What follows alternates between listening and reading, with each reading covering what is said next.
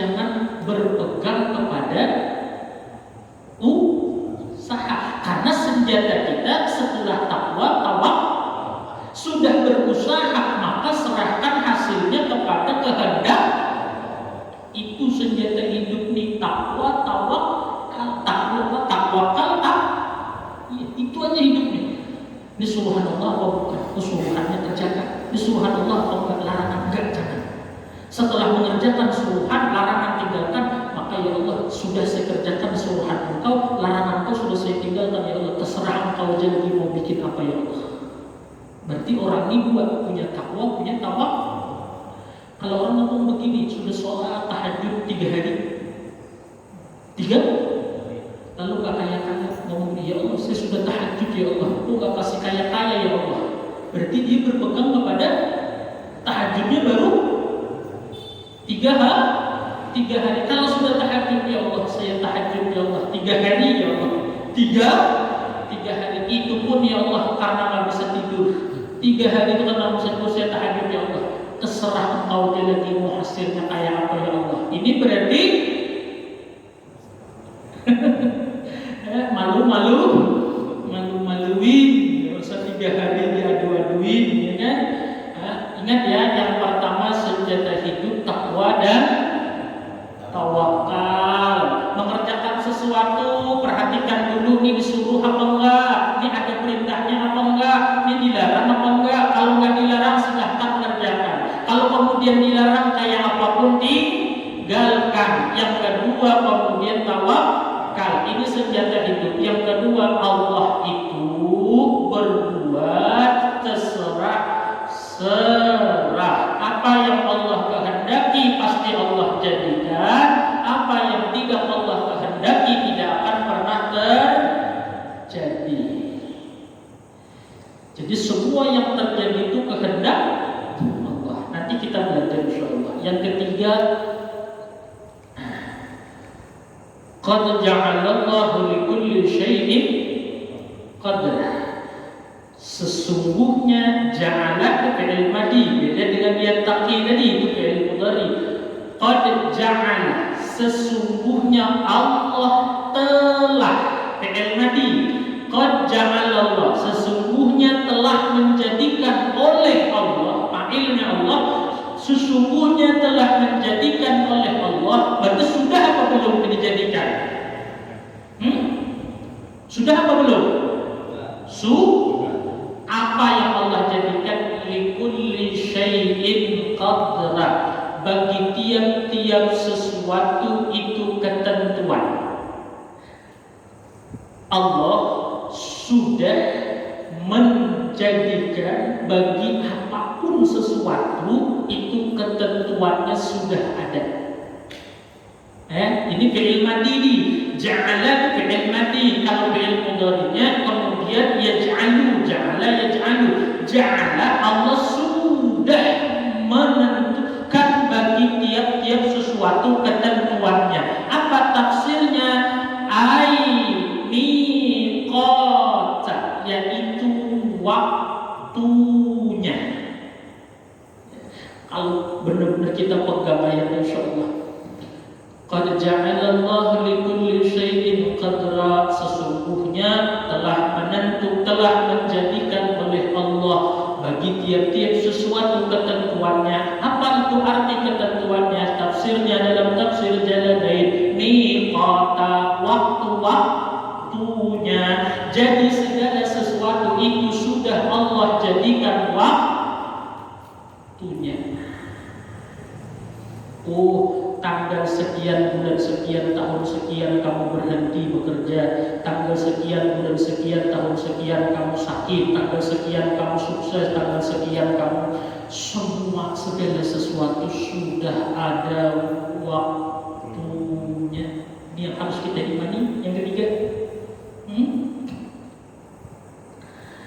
ingat ya, coba kalau kita pegang 3 ini aja dalam hidup. Nah, 1 senjata hidup itu cuma 2, takwa dan tawakal. Takwa, tawakal. Bila sudah mengerjakan yang disuruh, jangan berpegang kepada itu, berpegangnya kepada Allah. Yang kedua, Allah bekerja terserah terserah. Yang ketiga, segala sesuatu itu sudah Allah jadikan waktunya. Kita ini sudah ada tulisannya waktunya masing-masing. Si fulan bin fulan tanggal ini, detik ini, jam ini, kemudian dia sakit, 1 detik pun tidak akan pernah salah. Begitu waktunya sampai, maka orang itu akan sakit. Orang itu akan sakit ketika waktunya sampai.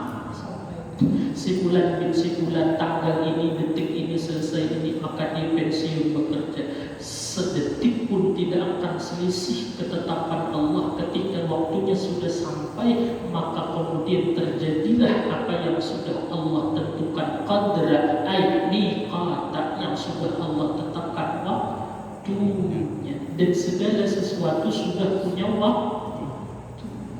Tinggal kemudian menunggu. Jelasnya, paham ya? Coba kalau mau kita tuh benar-benar memahami, kita tuh berpegang yang kata kita Al-Quran itu hudan, petunjuk. Nah, kita mau sesuai petunjuk Al-Quran, artinya mau gak mau ya paham dulu, ya belajar dulu. Bagaimana orang bisa mengikuti petunjuk panah tulisannya 40 km, tapi orang tuh gak paham artinya panah 40 km itu apa, kayak apa dia mau mengikuti, coba ya kan? Rambu-rambu lalu lintas misalnya, dia mau ngikutin tapi dia nggak paham, bisa nggak ngikutin?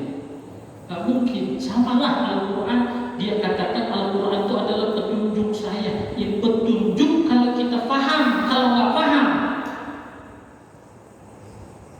coba bayangkan nih, qad ja'alallahu likulli syai'in qadra. Contohnya, Allah sudah menentukan bagi tiap sesuatu itu sudah ada waktunya.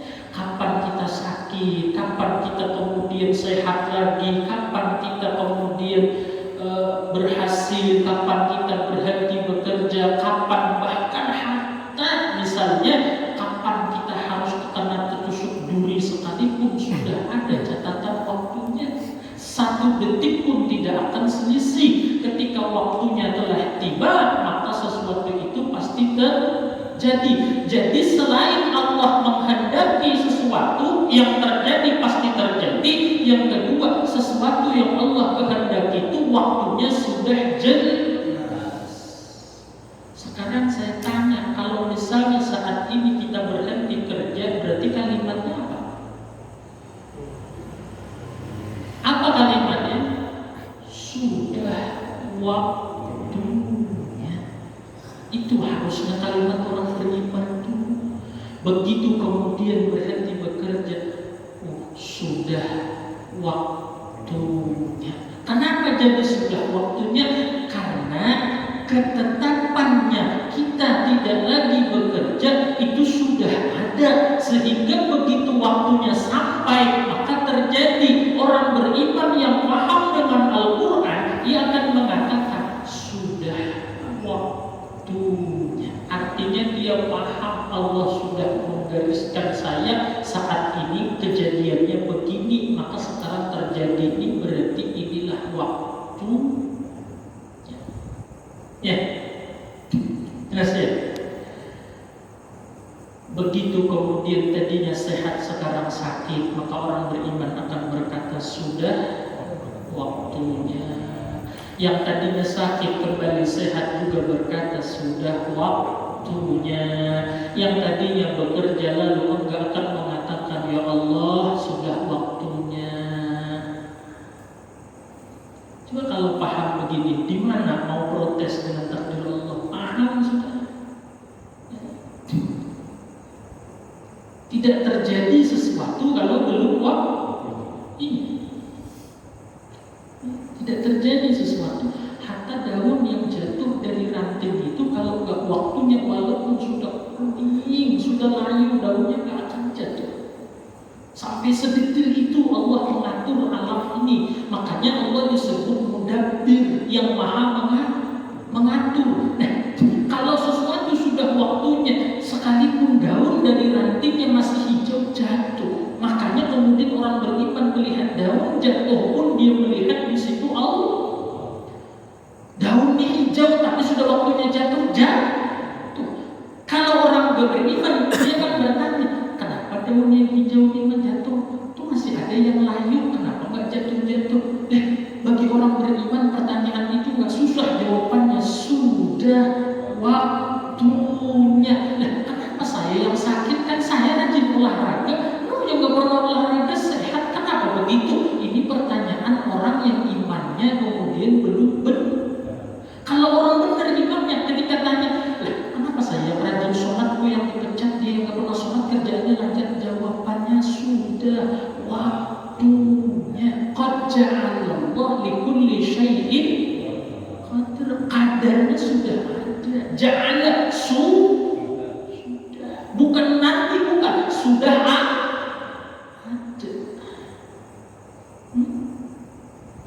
Kalau paham ya Allah. Bertanya itu sebenarnya protes. Kenapa ya Allah saya yang rajin ke masjid yang kemudian kau berikan banyak musibah? No, kalau yang gak pernah ke masjid, no, musibah dia nggak ada. Itu artinya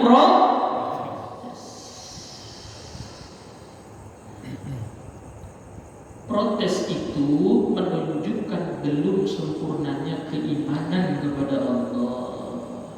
Pertanyaan itu menunjukkan belum benarnya orang itu imannya kepada Allah. Kalau orang sudah sempurna benar imannya kepada Allah, baru terjadi sesuatu kepada dirinya, sudah waktunya. Ada lagi pertanyaannya? Saya rajin olahraga kok sakit, berarti sudah waktunya. Kita yang sakit sembuh sudah waktunya. Saya rajin ke masjid, kenapa malah saya yang dipecat? Sudah waktunya. Daun yang jatuh saja punya waktu, masa dia manusia sakit, manusia sembuh, manusia mati, manusia lahir, manusia bekerja, manusia berhenti bekerja, nggak punya waktu minta maaf. Sesuatu ini kalau tidak, saya ulang, sesuatu ini kalau tidak Allah tetapkan sudah waktunya, hancur dunia ini. Percaya? Lihat coba matahari. Pernahlah matahari kemudian mencuri waktu bulan sedikit aja. Kalau memang saatnya muncul matahari, begitu saatnya tenggelam yang muncul bulan muncul. Coba bayangkan kalau Allah atur waktunya, terserah-serahnya matahari mau muncul, bulan muncul, satu ketika bulan muncul, matahari muncul, apa yang terjadi? Tapi ingat, qad ja'alallahu likulli syai'in qadra. Segala sesuatu sudah Allah tentukan waktunya. Bulan, matahari kamu muncul di sini, ketika di sini tenggelam, kemudian tenggelam matahari, bulan yang muncul dan lain-lain sebagainya. Semua sudah Allah tentukan waktunya. Maka orang beriman gampang menjawab pertanyaan persoalan hidupnya. Sudah waktunya seperti ini. Ya? Tinggal lagi kalau sudah paham sudah waktunya, balik lagi gunakan senjata yang dua, takwa dan sudah waktunya sakit. Berarti saatnya gunakan takwa. Orang sakit perintahnya apa? Iya, berarti berobat bagian dari takwa. Tapi cukuplah takwa. Kalau misalnya berobat berpegang kepada obat, maka rusak. Begitu berobat berpegang kepada obat, maka yang kedua namanya tawakal. Kalau sudah paham ini sakit, sudah waktunya berobatlah. Berobat itu disuruh, artinya bagian dari perintah. Cuma ingat itu tidak cukup, harus dengan tawakal. Saya sekarang gak kerja lagi, cari usaha lain, itu disuruh. Tapi ingat tawakal. Kita kadang-kadang mencari pekerjaan lain, tapi tawakal kita enggak. Kita mau mengerahkan segala pikiran tenaga, kayak apa caranya supaya bisa usaha lagi, tapi nggak pernah ngomong kepada Allah, ya Allah, sudah waktunya menurut Engkau saya nggak kerja ya Allah, terserah Engkau ya Allah, saya berusaha sesuai perintah Engkau, masalah hasil terserah Engkau ya Allah. Sebelumnya sesudah tawakal kemarin.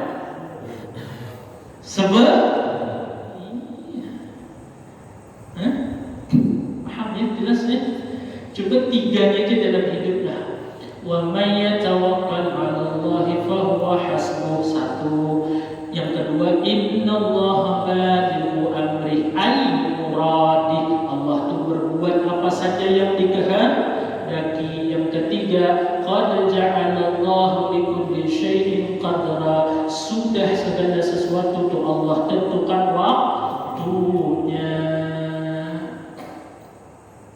Cari nanti di Kiai Haji Google ya, ayat 1000 di kalau ayat 1000 dinar habis itu print gede-gede tempel di dinding, tempel. Tapi yang ada artinya, walaupun nggak ada tafsirnya kan kita sudah paham tafsirnya, kita baca kemudian wa may yattaqillaha yaj'al lahu makhraja wa yarzuqhu min haitsu la yahtasib wa may yatawakkal 'ala Allah fa huwa hasbuh. Hidupnya senjata kedua, takwa tawakal.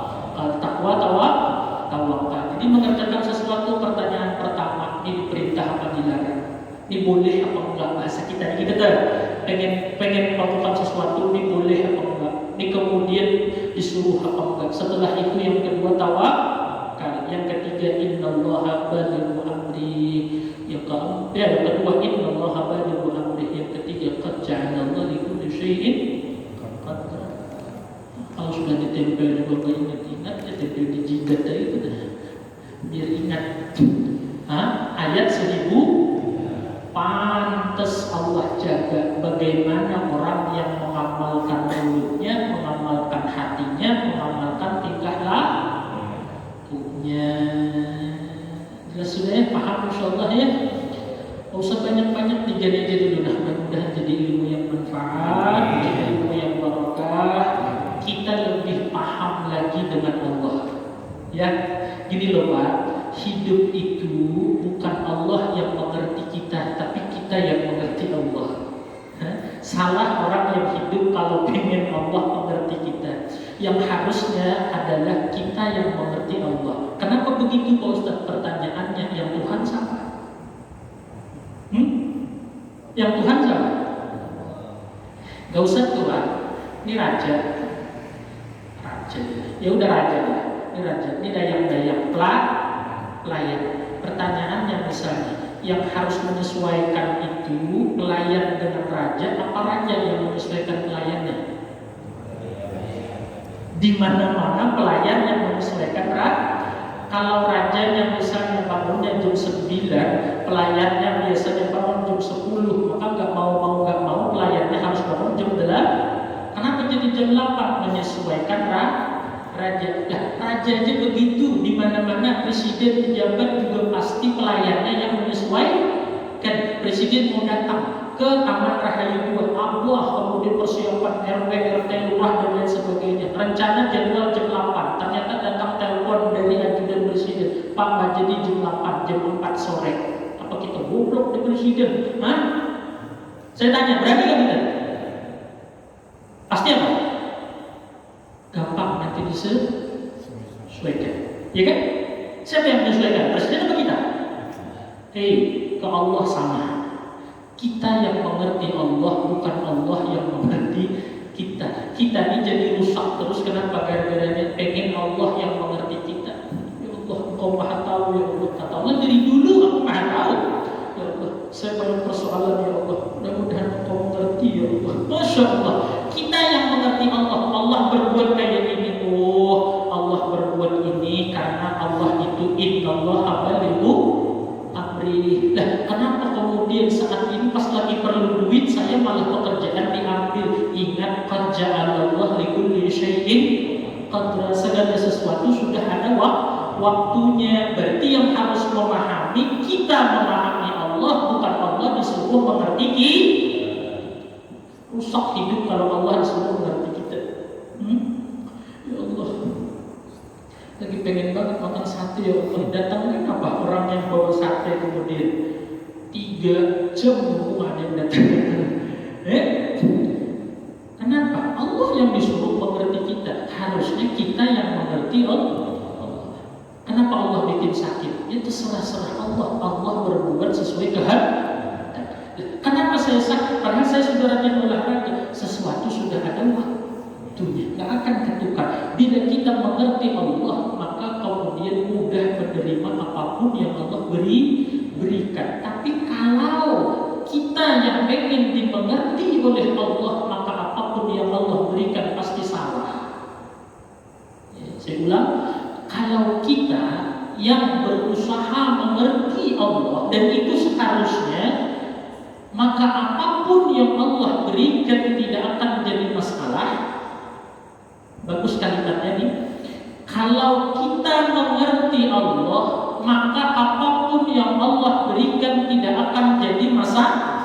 Tapi kalau Allah yang kita minta mengerti kita, maka apapun yang Allah berikan pasti salah.